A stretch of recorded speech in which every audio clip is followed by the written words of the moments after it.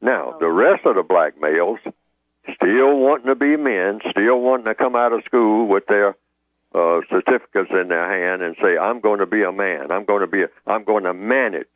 See, that's man is short for manage. I'm going to manage affairs. I'm going to be in charge of things. I'm going to be the masculine voice and whatnot. And even when you start, now that I think about it, when you talk about voices, in the mid-1950s, I watched this happen because someone asked earlier, when would I start perceiving this feminization of black males? I noticed they started going from the Billy Ecksteins, the heavy voice, baritones. Paul Robeson had a heavy voice, okay? All right? Billy Eckstein had a heavy voice.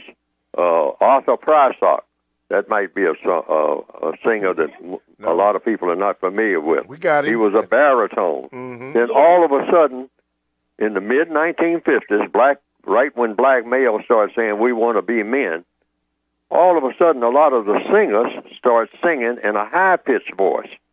Right. I started playing records, and I would hear black singers, and I would say, is that a male or female singing?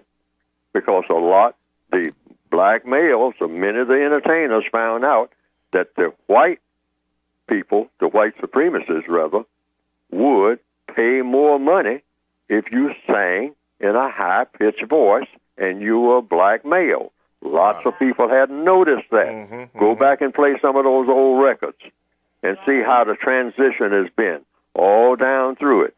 Every now and then they'd let somebody like Isaac Hayes, or Lou Rawls. They would put chains all around his neck and make him look like a slave with a masculine voice.